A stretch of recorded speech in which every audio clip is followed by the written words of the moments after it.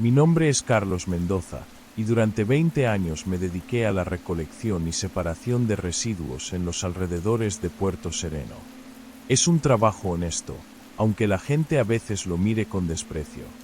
Conozco cada rincón de este pueblo, cada casa abandonada, cada vertedero improvisado. Pero nunca había puesto un pie en las ruinas del convento de Santa Catalina de Siena. El convento había sido cerrado en 1987, después de lo que los periódicos llamaron el incidente de las monjas. Nadie habla mucho de eso, pero todos saben que algo terrible pasó ahí. Las pocas hermanas que quedaban vivas fueron trasladadas a otros monasterios, y el lugar se fue deteriorando hasta convertirse en lo que era cuando lo encontré. Un esqueleto de piedra cubierto de maleza, con las ventanas rotas como ojos ciegos. Fue el 3 de febrero cuando decidí revisar los alrededores. El viento había arrastrado basura desde el pueblo hasta el perímetro del convento, y mi supervisor me había ordenado limpiar la zona antes de que llegaran los turistas de verano. Trabajé toda la mañana recogiendo latas, plásticos, papeles mojados por la lluvia de la noche anterior. Fue cerca del mediodía cuando noté algo extraño. Detrás de lo que había sido la capilla principal, había un montón de escombros que parecía reciente, como si alguien hubiera estado excavando ahí. Entre los ladrillos rotos y la argamasa desmenuzada, sobresalía la esquina de algo que no era piedra. Lo saqué con cuidado. Era un cuaderno, viejo, con la cubierta de cuero negro tan gastada que casi no se distinguía el grabado en la portada. Al principio pensé que era una cruz, pero al mirarlo más de cerca, vi que tenía demasiados brazos, demasiados ángulos. Parecía moverse cuando no lo miraba directamente. El cuaderno estaba seco, a pesar de haber estado enterrado en un lugar húmedo. Las páginas, amarillentas y quebradizas, estaban llenas de escritura. Pero no era escritura normal. Eran oraciones en latín. Reconocí algunas por mis años de monaguillo, pero estaban mal, cambiadas. Donde debería decir Gloria in excelsis Deo, alguien había escrito Dolor in profundis Deo. Donde debería decir Padre Nuestro, había palabras que me helaron la sangre. Pater noster qui es in tenebris. Y los dibujos. Dios mío, los dibujos. Figuras humanas, o que habían sido humanas, con ojos multiplicados como los de una araña. Manos que brotaban de espaldas arqueadas en agonía. Y por todas partes, mezcladas con el latín blasfemo, había palabras en lo que parecía náhuatl. Yo no entiendo esa lengua, pero mi abuela me había enseñado algunas palabras cuando era niño. Teotl significa Dios. Mictlán es el lugar de los muertos. Y Tlazoteotl. Mi abuela nunca me quiso explicar qué significaba esa palabra, pero siempre se persignaba cuando la escuchaba. Debí haberlo dejado ahí. Debí haberlo enterrado de nuevo, o quemarlo, o tirarlo al mar. Pero algo en mí no podía soltarlo. Era como si el cuaderno me llamara, como si hubiera estado esperando que yo lo encontrara. Me lo llevé a casa. Vivo solo en una casa pequeña cerca del puerto. Nada lujoso, pero es mi refugio. Esa noche puse el cuaderno en el cajón de mi escritorio, bajo llave, y traté de olvidarme de él. Pero no pude. Los ruidos empezaron al tercer día. Al principio pensé que eran ratas en el techo. Un raspado suave, como uñas o garras arañando la madera. Pero las ratas no raspan en patrones. Y este sonido, era como si alguien estuviera escribiendo en el techo con las uñas. Después aparecieron las manchas. Pequeñas al principio, como sombras húmedas en las paredes. Pero cada día eran más grandes, más oscuras. Tenían formas extrañas, como si fueran escritura en un idioma que nunca había visto. Y olían. Olían a incienso rancio y algo más, algo dulce y podrido. Los objetos empezaron a cambiar de lugar. Nada dramático, solo pequeños cambios que me hacían dudar de mi memoria. El salero que había dejado en la mesa aparecía en el estante. Las llaves que colgaba junto a la puerta aparecían en el baño. El cuaderno, que mantenía bajo llave, aparecía en diferentes habitaciones. Pero yo no lo había sacado. La llave seguía en mi bolsillo. Una noche, después de 2 semanas de este tormento, desperté con la sensación de que no estaba solo. La casa estaba en silencio, pero era un silencio pesado, como si el aire mismo estuviera conteniendo la respiración. Me senté en la cama y ahí estaba. El cuaderno, abierto sobre mi escritorio, aunque yo lo había guardado bajo llave antes de acostarme. Las páginas brillaban con una luz que no venía de ninguna parte, y pude ver que había escritura nueva. Escritura que no había estado ahí antes. Mi nombre escrito una y otra vez en latín, en náhuatl, en símbolos que dolían mirarlos. Y debajo, en español perfecto, como si alguien hubiera estado practicando mi caligrafía. Carlos está despierto. Carlos está leyendo. Carlos entiende ahora. Salté de la cama y agarré el cuaderno. Estaba caliente al tacto, como si tuviera fiebre. Las páginas se movían solas, pasando rápidamente hasta llegar a una que tenía un dibujo que no había visto antes. Era mi casa, dibujada con un detalle imposible, incluyendo muebles que no eran visibles desde afuera. Y en cada ventana, en cada puerta, había ojos. Cientos de ojos, todos mirándome. Decidí quemarlo. Salí al patio trasero con el cuaderno y una caja de fósforos. Empapé las páginas con alcohol para frotar y encendí un fósforo. La llama lamió el papel, pero no pasó nada. El fuego simplemente se apagó, como si el cuaderno absorbiera la luz. Probé con un encendedor. Mismo resultado. Probé con gas de cocina. Nada. El cuaderno permanecía intacto, como si fuera inmune al fuego. Fue entonces cuando escuché la risa. Venía de dentro de la casa, pero también de arriba, del techo. Era la risa de múltiples voces, mujeres jóvenes que reían con alegría horrible. Y entre las risas, escuché cantos. Los mismos cantos que había escuchado mi abuela cuando era niño, pero distorsionados, como si las palabras sagradas hubieran sido infectadas por algo maligno. Corrí adentro.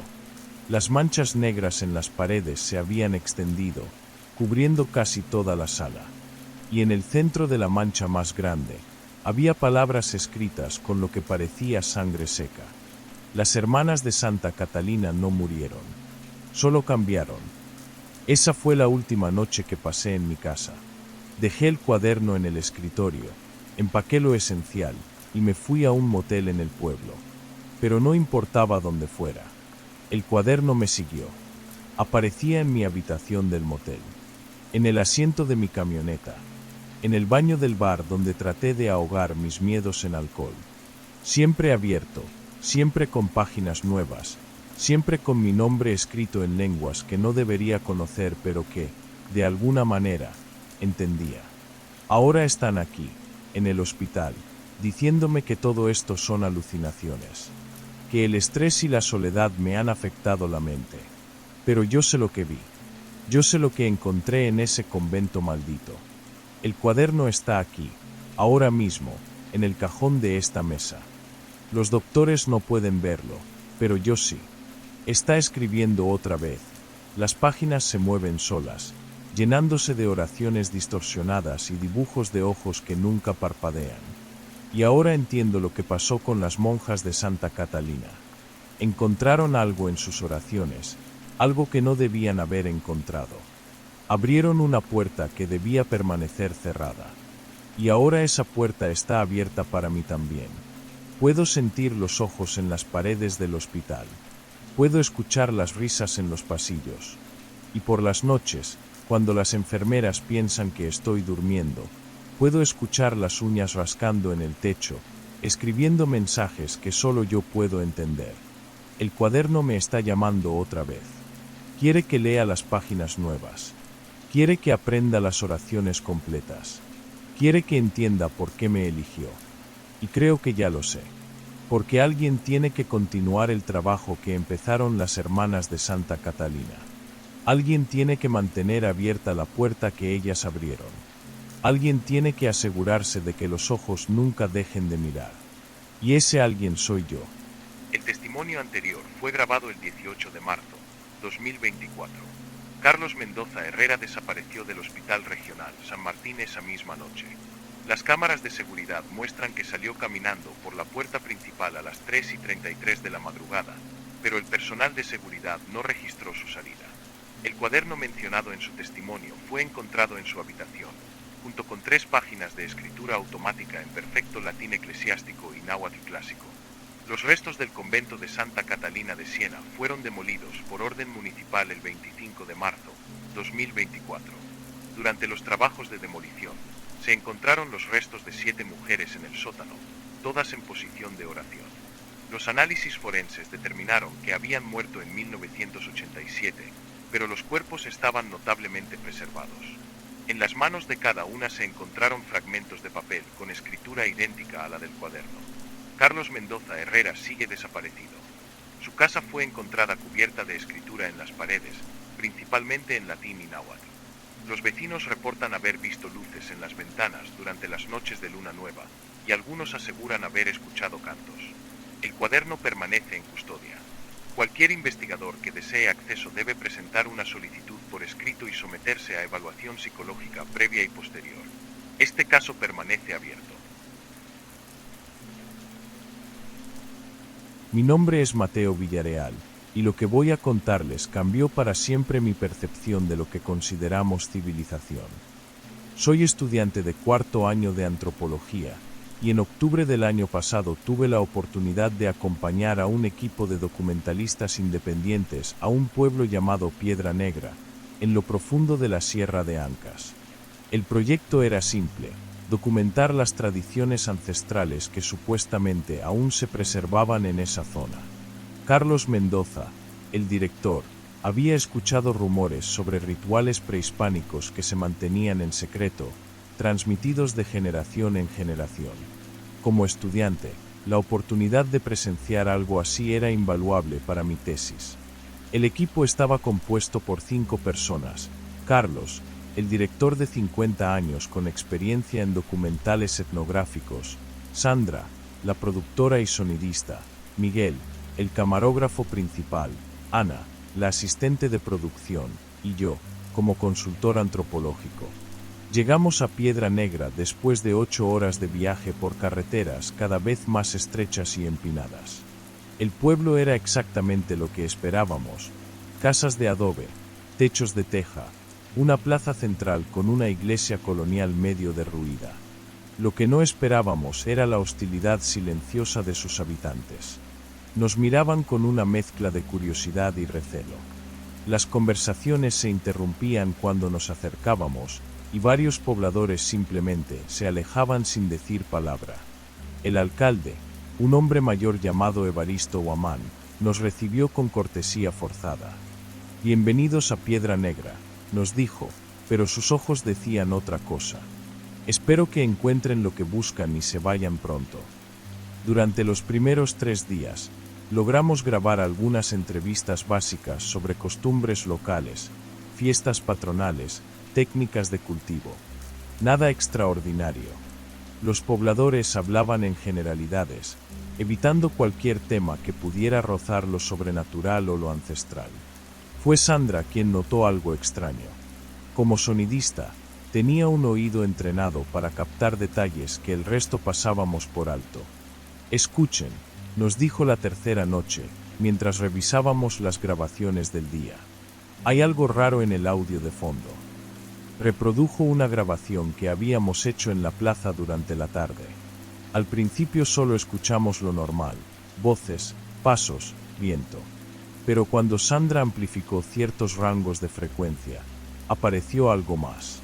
Un murmullo constante, rítmico, casi imperceptible. «¿Qué es eso?», preguntó Miguel. «No lo sé», respondió Sandra. «Pero está en todas las grabaciones. Es como si hubiera una fuente de sonido constante en el pueblo». Esa noche decidimos hacer una exploración nocturna. Carlos pensó que podríamos captar mejor los sonidos auténticos del lugar sin la interferencia de las actividades diurnas. Nos dividimos en 2 grupos. Carlos y Ana fueron hacia el norte del pueblo, mientras Sandra, Miguel y yo nos dirigimos hacia el bosque de eucaliptos que bordeaba el lado sur. Era una noche sin luna, y nuestras linternas apenas cortaban la oscuridad. Sandra llevaba su equipo de grabación portátil, registrando todo. Al principio, solo captamos los sonidos típicos del bosque, viento entre las hojas, el crujir de ramas, algún animal nocturno en la distancia. Pero después de caminar unos 20 minutos, lo escuchamos. Un cántico, grave, rítmico, hipnótico. Voces humanas entonando algo que no era español, ni quechua, ni ningún idioma que yo pudiera identificar. El sonido parecía venir de más adentro del bosque, desde una zona donde las copas de los árboles eran más densas. «Están grabando esto», susurré. Sandra asintió, ajustando los niveles en su equipo. Perfectamente claro. Nos miramos, y sin necesidad de palabras, decidimos investigar. Caminamos hacia el origen del cántico, guiándonos por el sonido. Cada paso nos acercaba más a algo que instintivamente sabíamos que no deberíamos presenciar. El cántico se hacía más fuerte, más complejo. Ahora podíamos distinguir al menos 6 voces diferentes, entonando en armonías que parecían más antiguas que el propio pueblo. Miguel filmaba constantemente, aunque la calidad de imagen era pésima con tan poca luz. Llegamos a un claro que no aparecía en ningún mapa. En el centro, apenas iluminada por antorchas que formaban un círculo perfecto, se alzaba una estructura que me hizo contener la respiración. Eran ruinas, pero no ruinas incaicas o coloniales. Esto era algo mucho más antiguo, más primitivo. Bloques de piedra negra, tallados con símbolos que no aparecían en ningún texto de arqueología que yo conociera, formaban algo que parecía ser un altar ceremonial. Y alrededor de este altar, 12 figuras encapuchadas entonaban el cántico que habíamos estado siguiendo. Sus túnicas eran de un color indefinible en la penumbra, pero parecían absorber la luz de las antorchas en lugar de reflejarla. Las capuchas ocultaban completamente sus rostros, y sus voces emergían como si vinieran de las profundidades de la tierra. En el centro del altar, perfectamente colocado sobre una piedra tallada con espirales y líneas que parecían moverse con el parpadeo de las llamas, yacía un cuervo muerto. Sus alas estaban extendidas en una posición que sugería que había sido colocado cuidadosamente, ritualísticamente. El cántico alcanzó un crescendo que me hizo vibrar los huesos. Las palabras, si es que eran palabras, parecían tener un poder propio, como si cada sílaba fuera una llave que abría puertas que debían permanecer cerradas. Miguel seguía filmando, fascinado. Sandra tenía los ojos cerrados, completamente concentrada en su equipo de grabación. Yo estaba paralizado, dividido entre el terror primitivo y la fascinación académica. Entonces, abruptamente, el cántico se detuvo. El silencio que siguió fue más aterrador que cualquier sonido. Ni siquiera el viento se atrevía a moverse. Las 12 figuras permanecieron inmóviles, como estatuas de piedra. Fue entonces cuando una de ellas, la que estaba más cerca del altar, levantó lentamente la cabeza hacia donde estábamos ocultos. No sé cómo supo que estábamos ahí. Habíamos sido cuidadosos, manteniéndonos en la penumbra, a una distancia prudente. Pero esa figura nos localizó con la precisión de un cazador que conoce cada sonido de su territorio. Se quitó la capucha. Era el alcalde Evaristo Guamán, pero no el hombre cortés que nos había recibido días atrás. Su rostro estaba transformado por algo que no puedo describir adecuadamente. Sus ojos reflejaban la luz de las antorchas como los de un animal nocturno, y cuando habló, su voz tenía una resonancia que parecía venir de múltiples gargantas. «No debían ver esto», dijo, caminando lentamente hacia nosotros. Las otras figuras permanecieron inmóviles, pero pude sentir que todas nos observaban desde la oscuridad de sus capuchas. Ahora, ya no son solo testigos. Corrimos. No recuerdo claramente los detalles de nuestra huida. Solo flashes, ramas azotando mi cara, el sonido de nuestras respiraciones agitadas, el peso del equipo de grabación ralentizando a Sandra, Miguel tropezando y levantándose sin soltar la cámara. Cuando llegamos al pueblo, Carlos y Ana ya habían regresado. Les contamos lo que habíamos visto, pero nuestras palabras sonaban increíbles incluso para nosotros mismos. Revisemos las grabaciones, dijo Carlos. Si realmente captaron algo, tendremos la prueba. Pero cuando Sandra conectó su equipo, descubrimos algo que nos heló la sangre. Los archivos estaban corruptos. Todos. No solo las grabaciones de esa noche, sino también todas las que habíamos hecho durante los días anteriores. Terabytes de material, respaldado en múltiples dispositivos, reducido a ruido blanco y archivos ilegibles. Miguel revisó su cámara. Lo mismo. Todos los vídeos, todas las tomas, convertidas en estática digital incomprensible. Esto es imposible, murmuró Sandra. Tengo sistemas de respaldo, protocolos de seguridad. Esto no puede pasar. Pero había pasado. Decidimos partir al día siguiente, sin completar el documental. Empacamos nuestras cosas en silencio, evitando hacer contacto visual con los pobladores que nos observaban desde las puertas de sus casas. Evaristo Guamán nos despidió con la misma cortesía forzada del primer día, pero ahora sus palabras tenían un subtexto amenazante. Espero que hayan encontrado lo que buscaban, dijo, y que mantengan en sus corazones lo que han aprendido aquí. El viaje de regreso fue tenso. Nadie hablaba mucho, cada uno perdido en sus propios pensamientos. Ana se quejaba de dolor de cabeza, Sandra parecía constantemente distraída, y Miguel revisaba obsesivamente su equipo, como si pudiera recuperar mágicamente las grabaciones perdidas. Pero lo peor comenzó cuando llegamos a Lima. Las pesadillas empezaron la primera noche. No pesadillas comunes, sino algo más específico, más coordenado. Todos tuvimos el mismo sueño. Estábamos de vuelta en el claro, pero ahora éramos nosotros los que estábamos en el círculo. Llevábamos las túnicas oscuras, y nuestras voces se unían al cántico ancestral. En el centro del altar, en lugar del cuervo muerto, había algo que no podía identificar pero que me llenaba de un terror absoluto. Y al despertar, todos teníamos la misma sensación, que algo había cambiado en nosotros, que habíamos cruzado una línea invisible y ya no podíamos regresar. Carlos fue el primero en colapsar. 2 semanas después del viaje, lo encontraron en su estudio, catatónico, murmurando en lo que parecía el mismo idioma que habíamos escuchado en el bosque. Los médicos no pudieron explicar su estado. Ana comenzó a tener episodios de sonambulismo.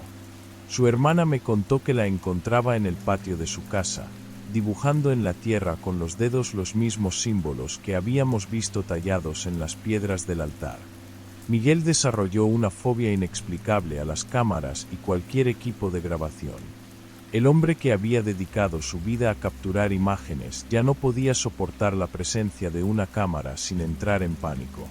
Sandra desapareció hace 3 semanas. Su apartamento estaba intacto, pero faltaba todo su equipo de audio. La policía encontró su auto abandonado en una carretera serrana, a cientos de kilómetros de Lima, sin explicación de cómo había llegado hasta allí. Y yo sigo soñando. Cada noche, el mismo sueño se repite con variaciones. A veces estoy en el círculo, a veces soy el observador. Pero siempre están los cuervos.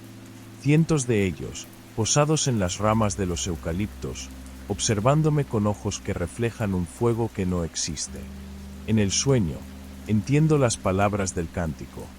Sé lo que significan, y esa comprensión me aterroriza más que cualquier pesadilla. Porque las palabras no son solo sonidos, son llaves, son invitaciones, son contratos escritos en un idioma que precede a la humanidad. He intentado regresar a Piedra Negra. 3 veces he manejado hacia la sierra, y 3 veces he dado la vuelta antes de llegar. Algo me lo impide, una fuerza que no puedo explicar racionalmente. Pero sé que algún día volveré.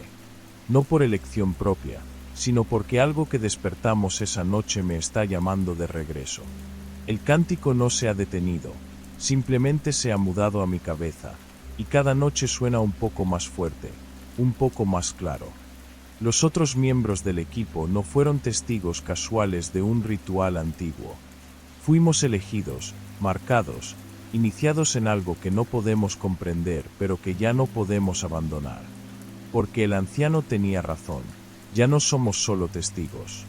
Ahora somos parte de algo mucho más grande y mucho más antiguo de lo que jamás imaginamos posible.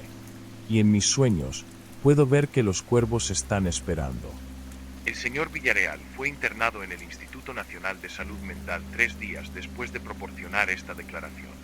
Su estado actual se clasifica como estable pero no responsivo. Los intentos de localizar el pueblo mencionado como Piedra Negra han resultado infructuosos. No existe registro oficial de ningún asentamiento con ese nombre en la región especificada. Este expediente permanece abierto. Cuando el abogado me entregó las llaves de la casa, lo primero que noté fue el peso. No hablo del metal oxidado que se sentía áspero contra mi palma, sino de algo más profundo. Como si cada llave cargara años de secretos que yo aún no entendía. Mi tío Aurelio había muerto 3 meses atrás. Nunca fuimos cercanos. Era uno de esos parientes que aparecían en las reuniones familiares envueltos en rumores y silencios incómodos. Pero ahora, por alguna razón que se llevó a la tumba, me había dejado su casa en San Miguel de los Remedios, un pueblo perdido en las montañas donde nadie me conocía. La mudanza temporal era necesaria. Había perdido mi trabajo en la capital y los ahorros se agotaban. La casa, aunque deteriorada, me daría tiempo para reorganizar mi vida. Al menos eso pensaba. El primer día que llegué, la propiedad me recibió con el silencio pesado de lo abandonado. Estaba en las afueras del pueblo, rodeada de matorrales que parecían querer tragarla. Las ventanas tenían vidrios rotos, algunas tapadas con tablones de madera. La pintura se descascaraba como piel muerta, y las tejas del techo se habían desplazado, creando huecos por donde se filtraba la luz de forma extraña. Adentro, el aire olía a humedad y algo más. Algo dulzón que me recordaba a flores marchitas. Los muebles estaban cubiertos por sábanas polvorientas, y cada paso que daba resonaba en el vacío como si la casa estuviera escuchando. Decidí empezar por la sala principal. Mientras movía una alfombra persa desgastada, descubrí algo que me hizo detenerme. Círculos perfectos quemados en el piso de madera. No eran marcas casuales de cigarrillos o velas. Eran patrones deliberados, concéntricos, como si alguien hubiera trazado algo específico con fuego. Los círculos más grandes tenían símbolos extraños grabados en sus bordes, símbolos que no reconocí pero que me causaron una inexplicable sensación de malestar. Al principio pensé que tal vez mi tío había sido aficionado a algún arte o manualidad extraña. Después de todo, la gente mayor a veces desarrolla pasatiempos peculiares. Enrollé la alfombra y la saqué al patio, tratando de no pensar demasiado en esos círculos. Fue al tercer día cuando descubrí la pared falsa. Estaba limpiando el estudio de mi tío cuando noté que una sección del muro sonaba hueca al golpearla. Después de una hora de trabajo con un martillo y una palanca, logré abrir un hueco lo suficientemente grande como para meter la mano. Lo que toqué me hizo retroceder instintivamente. Frascos. Docenas de ellos. Los saqué uno por uno, y cada uno me llenaba de más náuseas que el anterior. Contenían cosas que no deberían estar preservadas, plumas negras amarradas con hilo rojo, uñas humanas de diferentes tamaños, líquidos turbios que se movían demasiado lento para ser agua. Algunos frascos tenían etiquetas escritas a mano con nombres que no reconocí, fechas que se remontaban a décadas atrás. Uno de los frascos más pequeños contenía lo que parecía ser cabello. Cabello de niño. Los puse todos en una caja y los llevé al sótano. No sabía qué hacer con ellos, pero algo me decía que no debía tirarlos. No todavía. Necesitaba entender qué había estado haciendo mi tío en esta casa. Esa noche comenzaron los ruidos. Eran las 3:17 de la madrugada cuando los escuché por primera vez. Pasos descalzos en el piso superior, lentos y deliberados. Al principio pensé que era mi imaginación, el estrés de la mudanza jugándome una mala pasada. Pero los pasos tenían un ritmo específico. 3 pasos, una pausa, 3 pasos más, otra pausa. Me levanté y subí las escaleras con el corazón latiendo tan fuerte que pensé que enmascaraba cualquier otro sonido. Revisé cada habitación del segundo piso. Nada. Solo polvo, telarañas y el eco de mis propios pasos. Pero cuando bajé y me acosté otra vez, los pasos se reanudaron. Esta vez acompañados de algo más, murmullos. Sonaban como rezos, pero en un idioma que no podía identificar. Las palabras se repetían una y otra vez, como una letanía interminable. La segunda noche, los ruidos llegaron a la misma hora exacta. 3:17 de la madrugada. Los pasos siguieron el mismo patrón, pero esta vez los murmullos eran más claros. Pude distinguir algunas palabras en español mezcladas con otros sonidos: deuda, sangre, círculo, compromiso. Al amanecer, bajé al pueblo a comprar provisiones. Necesitaba hablar con alguien, aunque fuera sobre el clima o el precio de los huevos. Cualquier cosa que me conectara con la normalidad. Fue en la tienda de don Ramón donde conocí a doña Esperanza. Era una mujer de unos 70 años, con ojos negros que parecían ver más de lo que uno quería mostrar. Cuando mencioné que vivía en la casa de Aurelio, su expresión cambió completamente. «¿Tú eres el sobrino?», me preguntó, y había algo en su voz que me hizo asentir con cautela. «Sí, heredé la propiedad hace poco». Doña Esperanza me miró durante un largo momento, como si estuviera evaluando algo. Luego se acercó y bajó la voz. «Muchacho, esa casa, tu tío hacía trabajos pesados ahí. Trabajos que la gente del pueblo le pagaba para que no fueran a hacerlos a otros lados. Cosas que no se deben hacer, pero que a veces la desesperación empuja a la gente a buscar». «¿Qué tipo de trabajos?», pregunté, aunque una parte de mí ya no quería saber la respuesta. «Amarres, maldiciones, llamadas a cosas que deberían quedarse quietas. Tu tío tenía, digamos, un talento para eso. Pero ese tipo de trabajo siempre deja deudas. Y cuando alguien interrumpe lo que se está haciendo, cuando se mete donde no debe». Se detuvo y me miró directamente a los ojos. «La deuda se queda con el que interrumpe».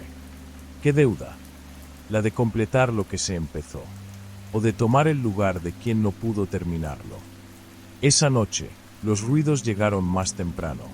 A las 2:30 de la madrugada, los pasos comenzaron, pero esta vez parecían más urgentes. Los murmullos se habían vuelto más fuertes, más desesperados. Pude distinguir palabras completas: círculo roto, sangre nueva, deuda pendiente. Me armé de valor y subí otra vez. Esta vez llevaba una linterna y un cuchillo de cocina. Las escaleras crujían bajo mi peso, pero los pasos de arriba no se detuvieron. Era como si quien los hacía no me temiera, o peor, como si supiera que yo tenía que subir. Al llegar al segundo piso, los ruidos se detuvieron abruptamente. El silencio era más terrorífico que los sonidos. Revisé cada habitación, pero en la última, la que había sido el dormitorio de mi tío, encontré algo que me heló la sangre. En el suelo, dibujado con algo que parecía ceniza, había un círculo idéntico a los que había encontrado en la planta baja. Pero este estaba incompleto. Le faltaba un segmento, como si alguien hubiera sido interrumpido antes de terminarlo. Y en el centro del círculo, había una fotografía mía. Una fotografía que yo no recordaba haber tomado nunca, donde aparecía dormido en mi cama de la planta baja. Esa noche no pude dormir. Me quedé sentado en la sala, con todas las luces encendidas, esperando que llegaran las 3:17 de la madrugada. Cuando finalmente llegó la hora, los pasos empezaron como siempre, pero esta vez pude escuchar algo más, mi nombre siendo susurrado una y otra vez entre los rezos. Al amanecer, fui directo a la casa de doña Esperanza. Ella me recibió como si me hubiera estado esperando. «¿Encontraste el círculo incompleto?», me preguntó antes de que pudiera decir nada. Asentí, sin poder articular palabra. «Tu tío murió antes de completar su último trabajo», Alguien le había pagado mucho dinero para hacer algo específico, algo que requería tiempo y precisión. Pero cuando le dio el infarto, lo dejó a medias. ¿Y ahora? ¿Ahora qué? Ahora las cosas que invocó no pueden irse. Están atrapadas, esperando que alguien termine lo que él empezó. Y tú, al vivir ahí, al mover sus cosas, te has convertido en el responsable de completar la deuda. ¿Cómo puedo detenerlo? Doña Esperanza me miró con una mezcla de compasión y miedo. Hay dos opciones, muchacho. O completas el círculo y terminas el trabajo, dándole a esas cosas lo que vinieron a buscar. ¿O qué? O te quedas como guardián permanente. Ellas se alimentan de la energía vital de quien interrumpe el trabajo. Poco a poco, noche tras noche, hasta que no quede nada de ti. Y entonces buscarán al siguiente. Esa noche, cuando llegué a la casa, encontré que la puerta principal estaba abierta. Yo estaba seguro de haberla cerrado con llave. Adentro, todos los frascos que había escondido en el sótano estaban acomodados en círculo alrededor de la marca quemada en el suelo de la sala. Y en el centro, había un papel con instrucciones escritas a mano. La letra era de mi tío, pero el papel estaba limpio, sin polvo, como si hubiera sido escrito ayer. Las instrucciones eran específicas, qué decir, cómo mover los frascos, cómo completar el círculo.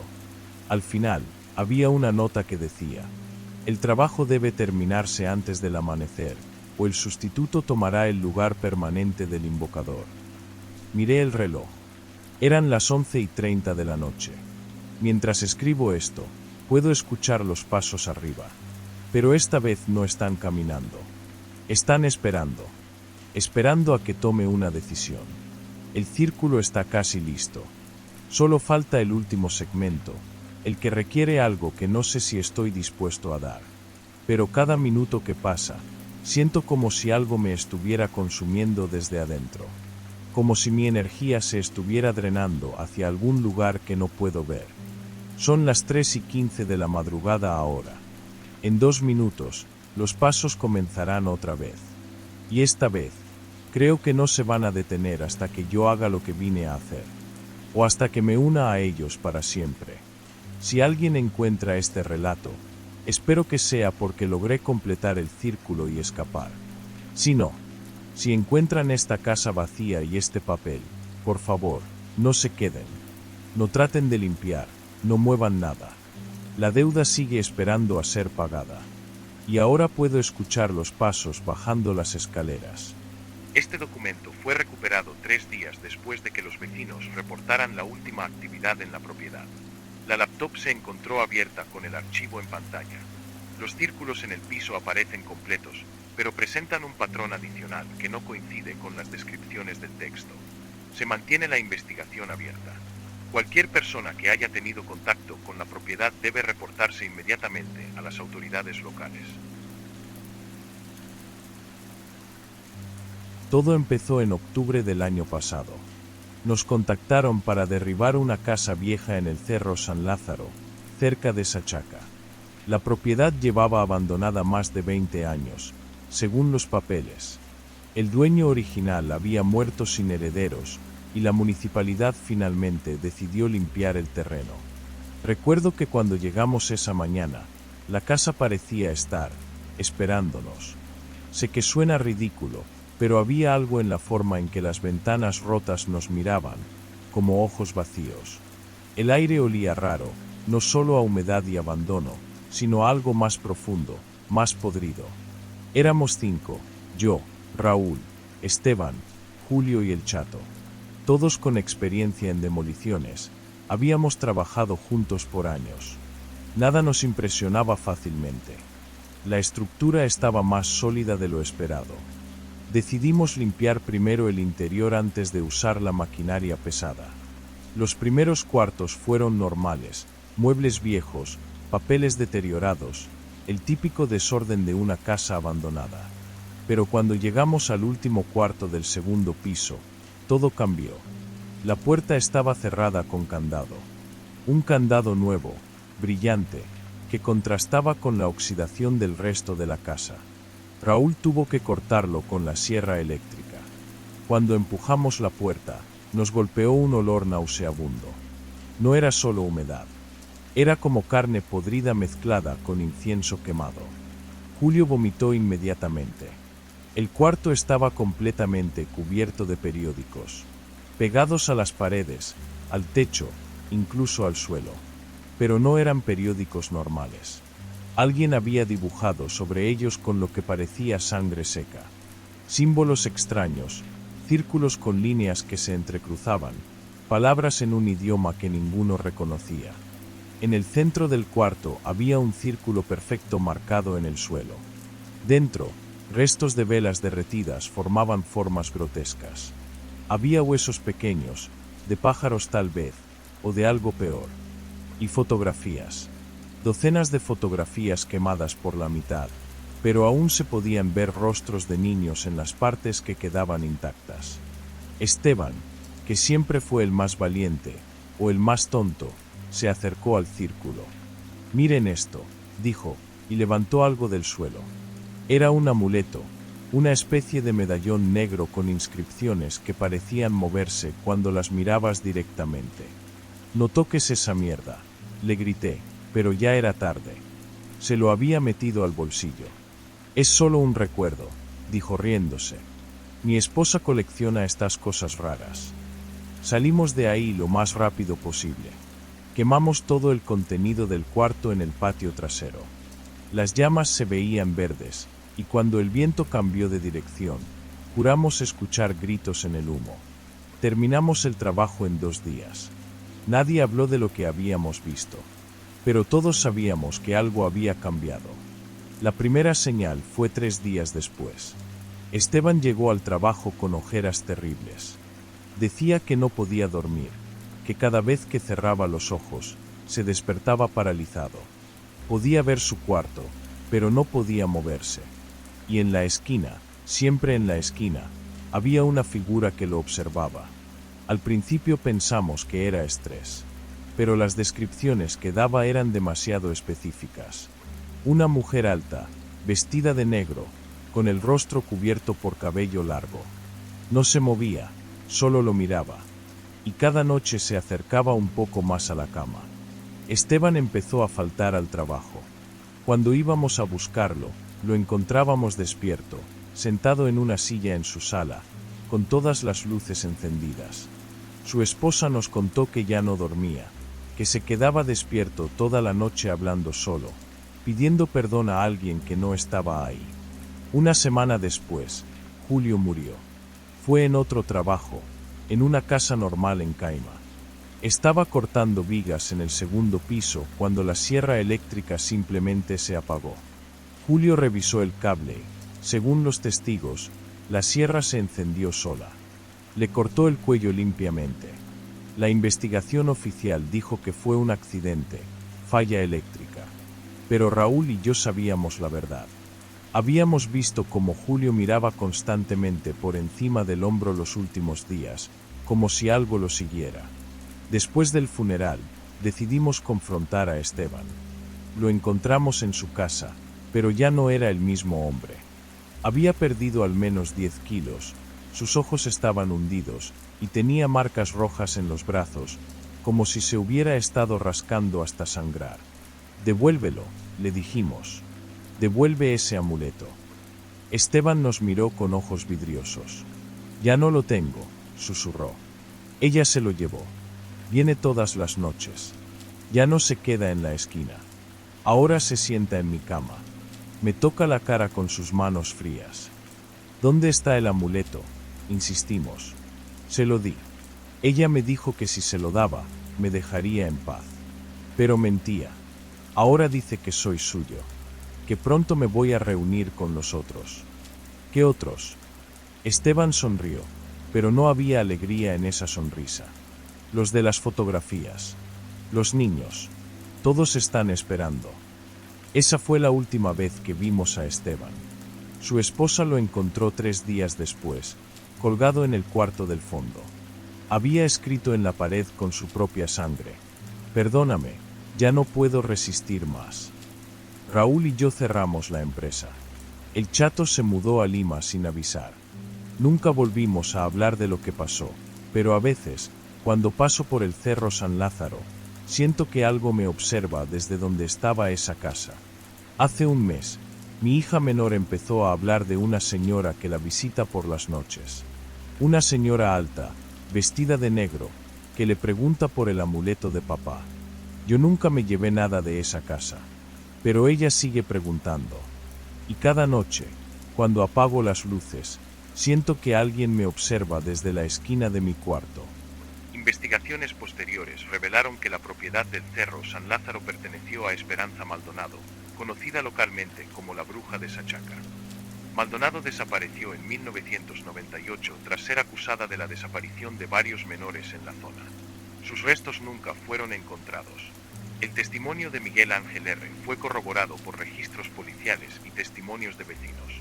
Esteban Huamán Quispe fue encontrado muerto en su domicilio el 28 de febrero de 2023. Julio Mamani Condori murió el 15 de febrero de 2023 en un accidente laboral. Este expediente permanece abierto. Se recomienda evitar cualquier contacto con objetos o estructuras relacionadas con la propiedad original. Nota personal del Dr. Mendoza. He decidido suspender esta investigación. Anoche, mi hijo de 8 años me preguntó por qué la señora vestida de negro quería que le devolviera la cosa brillante que robé. Yo nunca estuve en esa casa. Era viernes, 8 de marzo cuando recibí la llamada. Casi las 10 de la noche, y yo ya estaba pensando en irme a casa. 18 años manejando taxi en Lima y nunca me había pasado algo así. Ojalá nunca me hubiera contestado el teléfono. La voz del otro lado era la de una mujer mayor, muy educada, con acento serrano. Necesitaba ir a un pueblo llamado Paucará, en Huancavelica. Le dije que estaba lejos, que eran como 6 horas de viaje por carretera difícil. Ella insistió. Me ofreció el triple de lo que cobraría normalmente. 500 soles, más gasolina. En esa época, con la situación económica tan jodida, no podía decir que no. Quedamos en que la recogería a las 5 de la mañana en la Plaza San Martín. Llegué puntual. La vi esperándome en una banca, una mujer de unos 70 años, pequeña, vestida completamente de negro. Llevaba un costal de yute amarrado con sogas, como los que usan los campesinos para cargar papa. Me ayudó a subirlo al asiento trasero. Pesaba más de lo normal, pero no pregunté qué llevaba. En este trabajo, uno aprende a no preguntar. Durante todo el viaje, apenas habló. Solo me daba indicaciones. Siga derecho, doble a la izquierda después del puente. Pare aquí. Su voz era extraña, como si viniera desde muy lejos. Cada vez que la miraba por el espejo retrovisor, ella tenía los ojos cerrados, pero yo sabía que no estaba durmiendo. Había algo en su respiración, muy lenta, muy deliberada. El camino a Paucará es del carajo. Después de Huancayo, todo es trocha, piedras, curvas cerradas. A medida que subíamos, comenzó a hacer un frío que me calaba los huesos. Prendí la calefacción, pero parecía que no servía. La mujer no se quejó del frío ni una sola vez. Llegamos al pueblo como a las 11 de la mañana. Paucará es un lugar olvidado de la mano de Dios. Casas de adobe, calles de tierra, perros flacos, niños que te miran con desconfianza. La mujer me pidió que la dejara en la plaza principal, al lado de una iglesia colonial que se veía a punto de caerse. Bajó del taxi sin decir palabra. Le ayudé con sus cosas, pero cuando fui a sacar el costal, me detuvo. Ese no es mío, me dijo, mirándome directo a los ojos por primera vez en todo el viaje. ¿Cómo que no es suyo? Le pregunté. Lo subimos juntos esta mañana. Ella negó con la cabeza, me pagó los 500 soles y se fue caminando hacia la iglesia. La vi perderse entre las casas de adobe, arrastrando los pies como si le pesaran mucho. Yo me quedé ahí parado, mirando el costal en el asiento trasero. Estaba confundido, pero también tenía hambre y quería regresar pronto a Lima. Decidí revisar qué había adentro para ver si podía encontrar alguna identificación. Desaté las sogas. El costal estaba lleno de trapos viejos, como si fuera relleno. Al fondo, envuelto en una manta negra, encontré la cosa. Era una figura humana, como de 40 centímetros de alto, hecha de barro crudo. Pero no era un trabajo tosco. Tenía detalles increíbles, músculos definidos, uñas en los dedos, arrugas en la cara. Lo más perturbador era el cabello. Cabello humano real, negro, largo, pegado al cráneo con algún tipo de cera. Y alrededor del cuello, una cinta negra amarrada en un nudo perfecto. Los ojos eran lo peor. Estaban cerrados, pero parecían que en cualquier momento se iban a abrir. La boca estaba entreabierta, como si fuera a hablar. Me dieron ganas de vomitar. Envolví la cosa otra vez y la metí en el costal. Tenía que deshacerme de eso. Fui a la comisaría del pueblo. Era una construcción pequeña, con un par de policías que parecían estar ahí más por obligación que por vocación. Les expliqué la situación, que una pasajera había dejado eso olvidado. Cuando desenvolvieron la figura, los dos policías se pusieron pálidos. Se miraron entre ellos con una expresión que no sabía cómo interpretar. Uno de ellos, el más joven, retrocedió un paso. «No podemos recibir esto», me dijo el sargento, un hombre gordo con bigotes. «Lléveselo». «¿Cómo que no pueden recibirlo?», pregunté. «Es evidencia perdida». «Mire, señor», me dijo, bajando la voz. «Usted no sabe qué es eso. Nosotros sí. Mejor lléveselo lejos de aquí y destrúyalo». Pero no me dijeron cómo. Solo me pidieron que me fuera. Regresé a Lima esa misma tarde con el costal en la maletera. Durante todo el viaje, sentía como si alguien me estuviera observando desde atrás. Cada vez que miraba por el retrovisor, no había nada, pero la sensación persistía. Llegué a mi casa en Breña como a las 8 de la noche. Vivo solo en un departamento pequeño. Dejé el costal en el garaje, cerré bien la puerta y traté de no pensar en eso. Esa noche no pude dormir. Cada vez que cerraba los ojos, veía la cara de la figura. Cuando finalmente me quedé dormido, comenzaron las pesadillas. Soñé que estaba en mi cama, pero no me podía mover. Ni un dedo. Podía ver todo, podía escuchar todo, pero mi cuerpo no me respondía. Sentía una respiración cerca de mi cara, muy lenta, muy fría. Como si alguien estuviera inclinado sobre mí, respirando en mi oído. Desperté empapado en sudor. Eran las 3 de la mañana. Fui a la cocina por un vaso de agua, y cuando regresé a la habitación, escuché un ruido en el garaje, como si algo se hubiera caído. Bajé a revisar. El costal seguía ahí, exactamente donde lo había dejado. Pero había algo diferente. El nudo de las sogas estaba deshecho. Abrí el costal con manos temblorosas. La figura seguía ahí, pero ya no estaba envuelta en la manta. Estaba parada, apoyada contra la pared del costal, como si hubiera estado tratando de salir. La envolví otra vez, amarré bien el costal y regresé a mi cuarto. Pero no pude volver a dormir. El sábado por la mañana, decidí deshacerme de eso de una vez por todas. Conduje hasta el botadero de Huaycoloro, en las afueras de Lima. Arrojé el costal completo en un pozo profundo y lo vi desaparecer entre la basura. Regresé a casa aliviado. Pensé que todo había terminado. Esa noche, las pesadillas fueron peores. La parálisis duró más tiempo. La respiración estaba más cerca, más real. En un momento, sentí que algo me tocaba la cara. Dedos fríos, ásperos, como de barro. Desperté gritando. Fueron las 4 de la mañana. Fui al baño a echarme agua en la cara, y cuando regresé a la habitación, la vi. La figura estaba en mi cómoda, parada, mirándome con esos ojos cerrados. La cinta negra seguía amarrada en su cuello, pero ahora parecía más apretada. No sabía cómo había llegado ahí. Yo mismo había tirado el costal en el botadero. Pero ahí estaba, como si nunca se hubiera ido. Tomé la figura y la metí en una bolsa.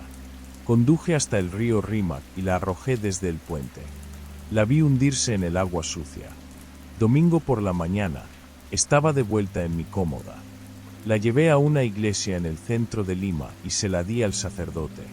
Le expliqué que era algo maldito, que necesitaba bendecirla o quemarla. El padre me miró con lástima, como si yo fuera un loco, pero se quedó con la figura. Lunes por la mañana, estaba en mi cocina, sobre la mesa del desayuno. Ya no podía dormir. Las pesadillas eran constantes. La parálisis se había vuelto más intensa. Ahora no solo sentía la respiración. Sentía peso sobre mi pecho, como si alguien se hubiera sentado encima de mí. Escuchaba murmullos, palabras en un idioma que no entendía. Decidí investigar.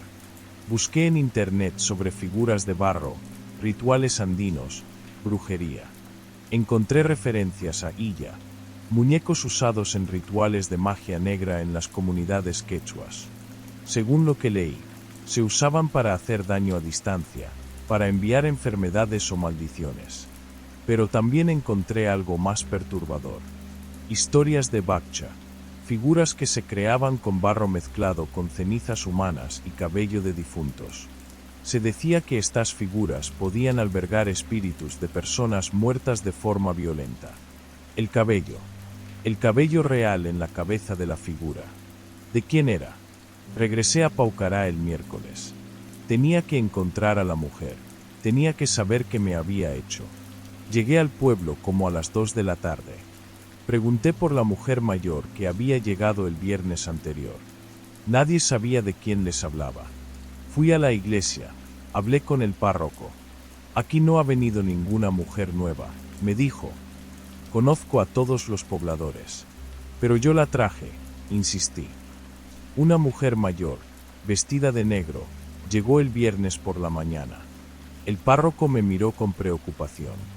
Joven, el viernes pasado fue día de difuntos en nuestro calendario comunal. Nadie sale de sus casas ese día. Y ningún forastero viene al pueblo. Sentí que se me helaba la sangre. Pero yo hablé con ella, dije. Me pagó 500 soles. Saqué los billetes de mi billetera. Estaban ahí, pero cuando los miré de cerca, noté algo extraño. Parecían más viejos de lo que deberían. Los bordes estaban amarillentos, como si hubieran estado guardados durante años. El párroco me sugirió que hablara con don Eustaquio, el curandero del pueblo. Era un hombre muy mayor, de casi 90 años, que vivía en las afueras. Don Eustaquio me recibió en su casa de adobe. Cuando le conté mi historia, se puso muy serio. Usted ha sido elegido, me dijo. Esa figura no es cualquier cosa. Es un ainos, un pago. Alguien murió de forma violenta y su espíritu necesita justicia. ¿Justicia por qué? Pregunté. Eso no lo sé. Pero el espíritu se ha aferrado a usted. No lo va a dejar en paz hasta que cumpla con lo que le pide. ¿Y qué me pide? Eso tiene que descubrirlo usted. Regresé a Lima más confundido que antes. Esa noche, las pesadillas cambiaron. En lugar de la parálisis, soñé con una mujer joven, de unos 25 años, llorando. Tenía el mismo cabello negro y largo que la figura. Estaba en un lugar oscuro, con las manos amarradas. Gritaba pidiendo ayuda, pero nadie la escuchaba. Desperté con la certeza de que esa mujer era real. O había sido real. Comencé a investigar. Revisé periódicos viejos, reportes policiales, casos de personas desaparecidas. Después de días de búsqueda, encontré la noticia. María Huamán, 26 años, estudiante de educación, desaparecida el 15 de febrero de 2019 en Paucará. Había ido al pueblo para hacer trabajo social en la escuela primaria. Nunca regresó a Lima. Las autoridades nunca encontraron su cuerpo. La fotografía del periódico era exactamente la mujer de mis sueños. El mismo cabello, la misma cara joven. Volví a Paucará por tercera vez. Busqué a la familia de María. Su hermana mayor, Esperanza, todavía vivía en el pueblo. Cuando le conté mi historia, se echó a llorar. Sabíamos que María no se había ido voluntariamente, me dijo. Pero la policía no nos hizo caso. Dijeron que se había fugado con algún hombre. ¿Qué pasó realmente? Pregunté. Esperanza bajó la voz. María había descubierto algo. El alcalde del pueblo, don Jacinto, estaba robando dinero del programa de desayunos escolares. Ella había reunido evidencias, iba a denunciarlo. Pero él se enteró. ¿Y qué hizo? Una noche, María no regresó a la casa donde se hospedaba. Al día siguiente, don Jacinto dijo que ella se había ido a Lima sin despedirse. Pero nosotros sabíamos que eso no era cierto. ¿Dónde está don Jacinto ahora? Murió hace 2 años. Cáncer. Antes de morir, deliró durante días. Decía que María lo visitaba por las noches, que le pedía perdón. Todo comenzó a tener sentido. La figura de barro con cabello real. El espíritu de María, buscando justicia. Esa noche, volví a soñar con María. Pero esta vez, pude escuchar lo que decía. Mis restos están en la quebrada, detrás de la casa del alcalde. Encuentra mi cuerpo. Dals paz a mis padres. Desperté sabiendo que tenía que hacer. Regresé a Paucará con herramientas de excavación. Esperanza me acompañó. Fuimos a la casa abandonada de don Jacinto, ubicada en las afueras del pueblo. Detrás de la casa, había una quebrada pequeña. Comenzamos a cavar donde María me había indicado en el sueño. A 2 metros de profundidad, encontramos huesos humanos, restos de ropa, un collar con una cruz que Esperanza reconoció inmediatamente. Es de María, dijo, llorando. Se lo regaló nuestra madre para su primera comunión. Reportamos el hallazgo a las autoridades. Vinieron forenses de Huancavelica. Confirmaron que los restos correspondían a una mujer joven, muerta aproximadamente 5 años atrás. Las marcas en el cráneo indicaban golpes violentos. María finalmente pudo tener un entierro digno. Su familia pudo despedirse. Esa noche, dormí profundamente por primera vez en semanas. No hubo pesadillas. No hubo parálisis. No hubo respiración fría en mi cara. Cuando desperté, fui a revisar mi cómoda. La figura había desaparecido. Para siempre. Pero algo había cambiado en mí. Desde entonces, tengo sueños extraños. Veo a personas que han muerto de forma violenta, que necesitan justicia. Al principio traté de ignorarlos, pero no puedo. Es como si hubiera desarrollado una conexión con los muertos. Por eso estoy aquí, doctor. Porque los sueños no paran. Y porque tengo miedo de lo que podría pasar si no hago caso. La última persona que vi fue un niño de unos 8 años. Dice que se llama Pedrito, que murió en un accidente de tránsito hace 3 meses, pero que no fue accidente, que el conductor estaba borracho y huyó. Me ha estado visitando todas las noches. Me dice dónde puedo encontrar evidencias. ¿Usted cree que estoy loco, doctor? El testimonio de Roberto Vázquez fue corroborado por las autoridades de Paucará. Los restos de María Guamán fueron identificados positivamente mediante análisis forense. El caso fue reabierto y reclasificado como homicidio. La investigación sobre el accidente de Pedro Mamani Quispe, 8 años, mencionado por el testigo, reveló efectivamente irregularidades en el reporte inicial. El conductor responsable fue arrestado 3 días después del testimonio. Roberto Vázquez fue dado de alta del hospital psiquiátrico el 2 de abril de 2024. Actualmente colabora de manera voluntaria con la Policía Nacional en casos de personas desaparecidas. Su porcentaje de éxito en la resolución de casos fríos es del 87%. La figura de barro nunca fue encontrada. Las cámaras de seguridad del hospital registraron su presencia en la habitación del paciente hasta la noche del 22 de marzo. Al día siguiente, había desaparecido sin dejar rastro. Expediente archivado como fenómeno paranormal. Caso resuelto con implicaciones pendientes de investigación. Era un martes de septiembre cuando nos asignaron el trabajo. La casa llevaba abandonada más de 20 años, según los documentos municipales. Estaba ubicada en la parte alta del Cerro San Cristóbal, una construcción de adobe y piedra que se había vuelto peligrosa para los vecinos. Nada fuera de lo común, pensé. Había demolido docenas de casas similares en mis 15 años trabajando para la empresa.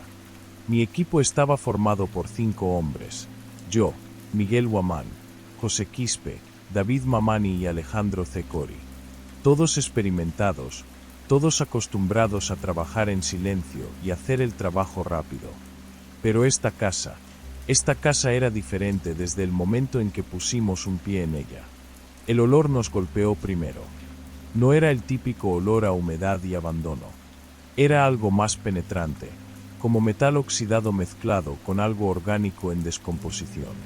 Miguel comentó que le recordaba al matadero donde había trabajado su padre, pero más intenso, más concentrado. La estructura parecía sólida por fuera, pero al entrar notamos que las paredes interiores estaban cubiertas de una sustancia oscura que no podíamos identificar. Al principio pensamos que era hollín, pero al tocarla se desprendía como polvo fino y dejaba un residuo pegajoso en los dedos. Comenzamos por el piso principal, como siempre. Retiramos los muebles rotos, los escombros, las ventanas quebradas. Todo normal hasta que José gritó desde el segundo piso. Había encontrado algo. Subimos corriendo y nos encontramos con una puerta que no habíamos visto antes. Estaba oculta detrás de una pared falsa de madera que José había derribado accidentalmente. La puerta era de metal, pesada, con 3 cerraduras diferentes. Todas estaban abiertas. David empujó la puerta y lo que vimos nos dejó helados. El cuarto era pequeño, quizás 3 metros por 3, pero cada centímetro de las paredes estaba cubierto con páginas de periódico. No pegadas de manera decorativa, sino obsesiva, superpuestas unas sobre otras en capas gruesas. Pero lo que nos heló la sangre fueron los símbolos. Había cientos de ellos, dibujados con lo que claramente era sangre seca. Círculos concéntricos, líneas serpenteantes, cruces invertidas, formas que no reconocíamos pero que nos hacían sentir profundamente incómodos solo de mirarlas. Algunos símbolos atravesaban varias páginas, como si hubieran sido dibujados con urgencia desesperada. En el centro del cuarto, sobre el suelo de madera, había un círculo perfecto hecho con cera derretida. Dentro del círculo, huesos pequeños, como de pájaros o roedores, dispuestos en patrones específicos. Y fotografías. Docenas de fotografías quemadas por la mitad, mostrando solo partes de rostros, ojos, sonrisas perturbadoras. Alejandro, el más joven del grupo, se acercó al círculo. «No toques nada», le grité, pero ya era tarde. Había recogido algo del suelo, un pequeño amuleto de metal negro, con símbolos similares a los de las paredes grabados en su superficie. «Es solo una curiosidad», dijo, metiéndoselo en el bolsillo. «Mi novia colecciona estas cosas raras». Terminamos el trabajo en silencio. Nadie habló del cuarto durante el resto del día. Demolimos la casa por completo, pero todos evitamos tocar los restos de esa habitación. Los dejamos para el final, los recogimos con palas y los metimos en bolsas selladas. 3 días después, Alejandro no llegó al trabajo. Lo llamé varias veces, pero no respondía. Miguel, que vivía cerca, fue a buscarlo. Lo encontró en su cama, consciente pero paralizado de terror. Decía que no había dormido en 3 noches porque ellos no lo dejaban. «¿Quiénes?», le preguntó Miguel. «Los que están en la esquina», respondió Alejandro con voz quebrada. «Cada vez que cierro los ojos, aparecen. 3 figuras altas, completamente negras, que me observan desde la esquina del cuarto. No se mueven, solo me miran. Y cuando trato de gritar, no puedo. Cuando trato de moverme, no puedo. Solo puedo mirarlos mientras ellos me miran a mí». Miguel me llamó inmediatamente. Fuimos a la casa de Alejandro juntos. Lo encontramos sentado en el piso de la sala, sosteniendo el amuleto con ambas manos. Tenía los ojos rojos, las mejillas hundidas, como si no hubiera comido en días. «Devuélvelo», le dijimos. «Devuélvelo a donde lo encontraste». «¿Devolvérselo a quién?», preguntó. «La casa ya no existe». Tenía razón. Habíamos demolido todo, habíamos llevado los escombros al vertedero municipal. No quedaba nada. José sugirió que lo enterráramos en el lote donde había estado la casa. Fuimos los 4 esa noche, llevando el amuleto en una bolsa de plástico. Alejandro se negó a tocarlo directamente. Cavamos un hoyo de medio metro en el centro del terreno. José tomó la bolsa para depositarla, pero en el momento en que la tocó, gritó y la soltó. El amuleto cayó al suelo y, lo juro por mis hijos, pudimos escuchar un sonido como de susurros saliendo de la tierra. Alejandro comenzó a convulsionar. Sus ojos se pusieron en blanco y empezó a hablar en un idioma que ninguno de nosotros reconocía. Palabras guturales, profundas, que parecían venir desde el fondo de su garganta. David, que era el más religioso de todos, comenzó a rezar en voz alta: Padre nuestro que estás en los cielos. Y mientras rezaba, Alejandro gradualmente dejó de convulsionar. Los susurros cesaron. Enterramos el amuleto rápidamente y nos fuimos corriendo. Pensamos que todo había terminado. Alejandro volvió al trabajo una semana después, visiblemente mejorado. Dijo que había podido dormir sin las parálisis, que las figuras habían desaparecido. Creímos que lo peor había pasado. Nos equivocamos. José murió 2 semanas después. Fue el accidente más extraño que he presenciado en mi vida. Estábamos demoliendo una casa en el distrito de Sachaca cuando una viga de acero, que había estado asegurada con 3 cadenas diferentes, se desprendió y cayó directamente sobre él. Los ingenieros no pudieron explicar cómo había sucedido. Las cadenas estaban intactas, los soportes estaban bien instalados. Simplemente, se cayó. Pero lo que más nos perturbó fue lo que José gritó justo antes de que la viga lo golpeara. Miguel y David lo escucharon claramente. Están aquí. Las figuras están aquí. En el funeral, la hermana de José nos contó que durante las últimas 2 semanas, él había estado hablando de pesadillas extrañas. Sueños en los que volvía a la casa del cerro, al cuarto cubierto de periódicos, y las figuras de la esquina lo seguían hasta su propia casa. Después del entierro, hicimos un pacto. Los 4 que quedábamos, Miguel, David, Alejandro y yo, juramos que nunca más tocaríamos una casa que tuviera esas marcas, y que nunca hablaríamos de lo que había pasado. Pero las pesadillas no terminaron con José. David comenzó a reportar las mismas parálisis del sueño que había tenido Alejandro. Miguel empezó a escuchar susurros en idiomas extraños cuando trabajaba solo. Y yo comencé a ver las figuras durante el día, paradas en las esquinas de las habitaciones que demolíamos, observándome trabajar. Renuncié a la empresa la semana pasada. Miguel y David también. Alejandro se mudó a Lima. Dice que las figuras no lo siguieron allá, pero no está seguro. La verdad es que ya no sabemos qué hacer. Cada uno de nosotros ha intentado seguir con su vida normal, pero las marcas de esa casa nos siguieron.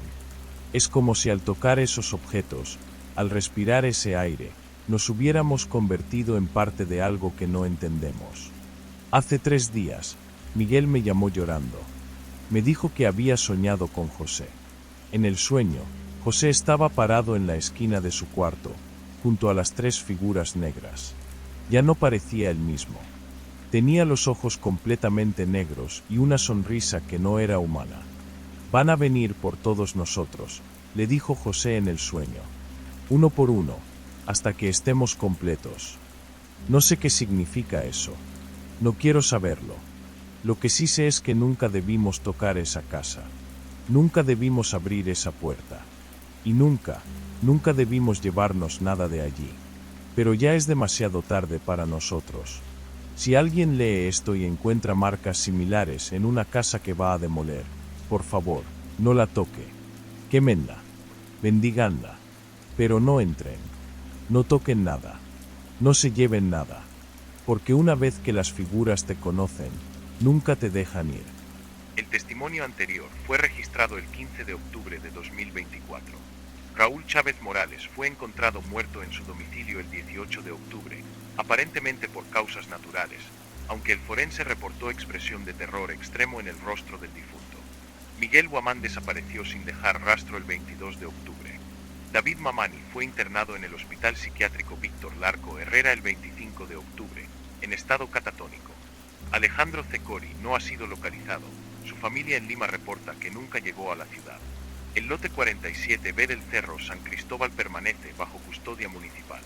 Se han reportado avistamientos de figuras extrañas en el terreno durante las horas nocturnas. Se recomienda mantener vigilancia permanente y prohibir el acceso al área indefinidamente.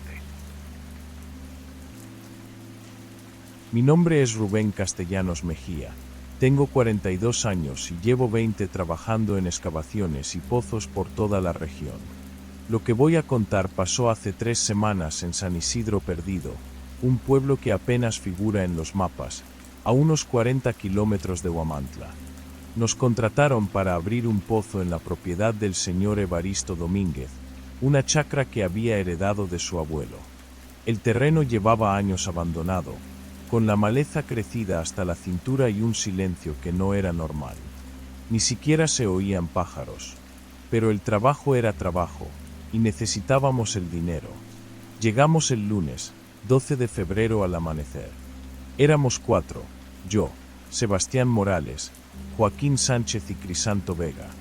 Todos hombres experimentados, gente que conoce la tierra y sus secretos.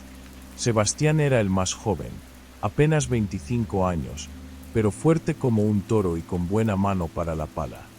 El señor Domínguez nos mostró dónde quería el pozo, cerca de los cimientos de lo que había sido una casa, según él. Solo quedaban algunas piedras cubiertas de musgo y una sensación extraña, como si alguien nos estuviera observando desde la maleza. Comenzamos a cavar a las 8 de la mañana. La tierra estaba suelta los primeros 50 centímetros, pero después se volvió compacta, de un color más oscuro de lo normal.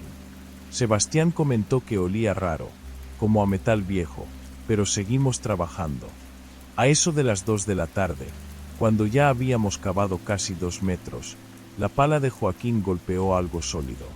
Pensamos que era una piedra grande, pero al limpiar la tierra vimos que era diferente. Era una losa de piedra gris, perfectamente rectangular, como si hubiera sido tallada a propósito. Tardamos media hora en desenterrarla completamente. Medía 1 metro por 60 centímetros, y tenía un grosor considerable. Pero lo que nos heló la sangre fue lo que encontramos tallado en la superficie, una cruz invertida, perfectamente trabajada, con líneas que parecían haber sido grabadas con herramientas muy finas. Crisanto se santiguó de inmediato. Era un hombre muy religioso, siempre cargaba un rosario en el bolsillo. Joaquín también se veía incómodo, pero yo les dije que siguiéramos. Había visto cosas extrañas en otros trabajos, y casi siempre tenían una explicación simple. Levantamos la losa entre los 4. Era pesada, pero no imposible de mover. Debajo había una pequeña cavidad, como si alguien hubiera excavado un hoyo perfecto para colocar algo ahí. Y efectivamente, había algo. Era una caja metálica, del tamaño de una caja de zapatos de niño, pero más cuadrada. Estaba sellada con cera roja que había endurecido con el tiempo, formando una especie de costra alrededor de la tapa.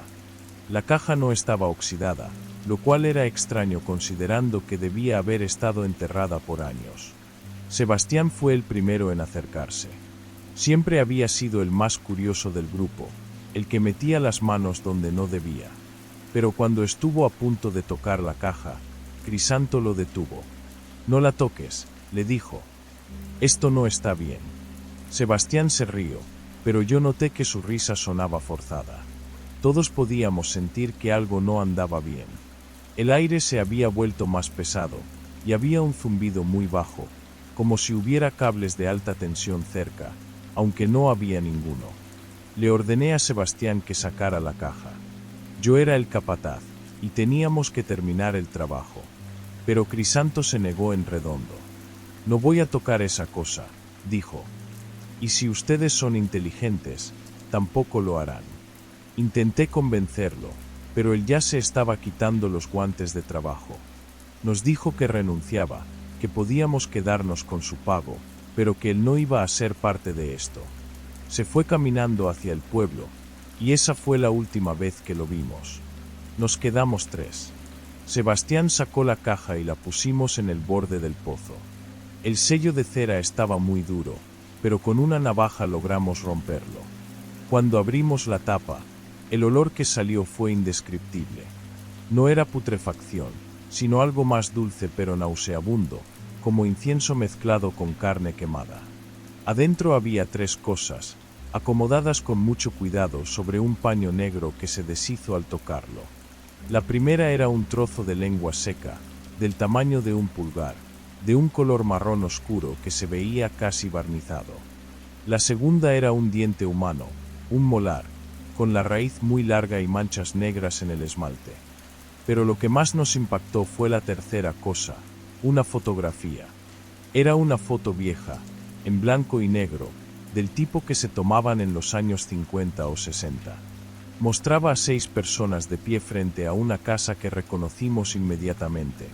Era la casa que había estado en ese mismo terreno, la que ahora solo eran ruinas. Había 3 hombres, 2 mujeres y un niño, todos vestidos con ropa de domingo. Pero todos los rostros habían sido tachados con tinta roja. No rayoneados, sino tachados con precisión, como si alguien hubiera querido borrar cada cara específicamente, pero dejando el resto de la foto intacta. Joaquín quería tirar todo de vuelta al hoyo y taparlo, pero Sebastián dijo que teníamos que enseñárselo al señor Domínguez. Era su tierra, tenía derecho a saber qué habíamos encontrado. Terminamos el pozo ese mismo día, trabajando en un silencio que no era normal. Sebastián estaba cada vez más callado, y cuando terminamos, casi no habló durante el viaje de regreso. Esa noche le llevamos la caja al señor Domínguez. Cuando vio el contenido, se puso muy pálido. Nos dijo que la fotografía era de su familia, de cuando él era niño. Reconoció a sus padres, a sus tíos, a él mismo. Pero no entendía quién había tachado los rostros, ni por qué estaba enterrada ahí. Nos pagó y nos fuimos. Pero al día siguiente, Sebastián no llegó al trabajo. Fuimos a buscarlo a su casa, y su esposa nos dijo que no había dormido en toda la noche, que se la había pasado sentado en el patio, con los ojos cerrados, diciendo que veía la cruz. ¿Qué cruz?, le pregunté. La cruz de piedra, me respondió. Cada vez que cierro los ojos, la veo.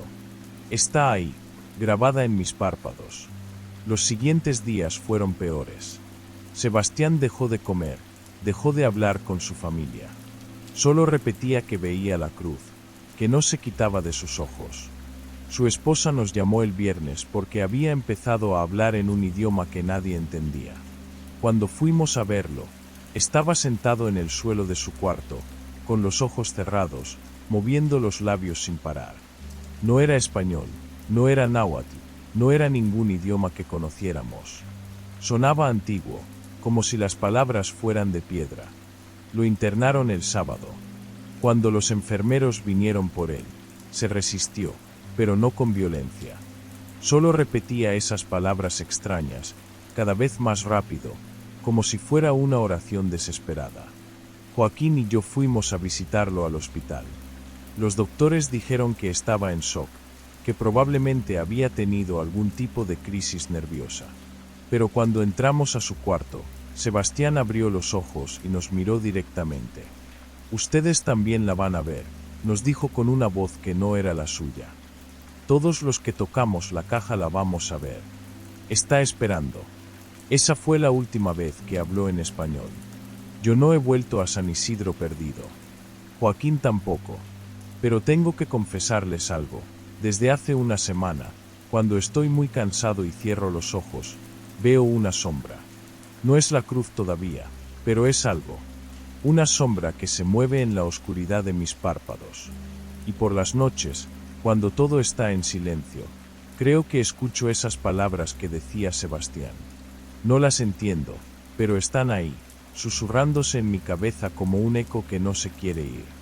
El señor Domínguez vendió la propiedad la semana pasada. Dicen que se fue del pueblo, que no quiso decir a dónde. La casa nueva nunca se construyó. El pozo sigue ahí, pero nadie lo usa. Los del pueblo dicen que el agua que sale tiene un sabor metálico, como a sangre vieja. Sebastián sigue internado. Su esposa dice que ya no la reconoce, que solo habla en ese idioma extraño. Pero por las noches, cuando está más tranquilo, susurra una sola palabra en español, una y otra vez. Esperando. Posterior a la catalogación de este testimonio, el inspector Hernández reportó la desaparición de Rubén Castellanos Mejía de su domicilio. Los vecinos informaron haber escuchado cánticos extraños provenientes de su casa durante la madrugada del 18 de marzo. Al día siguiente, la vivienda fue encontrada vacía, con las puertas abiertas y una cruz invertida tallada en el suelo de tierra del patio trasero. Joaquín Sánchez fue localizado en el Hospital Psiquiátrico de Puebla, donde se encuentra desde el 20 de marzo en estado catatónico. Su familia reporta que comenzó a manifestar los mismos síntomas que Sebastián Morales, incluyendo el uso de un idioma no identificado. La investigación permanece abierta. Se recomienda evitar el acceso a la propiedad mencionada. El pozo ha sido sellado por orden municipal. Evaristo Domínguez permanece desaparecido.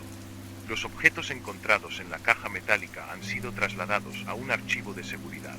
3 funcionarios adicionales han solicitado cambio de departamento tras su manipulación. Se sugiere clasificar este expediente como restringido. Inspector Municipal Jorge Hernández Vega. Nota manuscrita. He comenzado a soñar con cruces.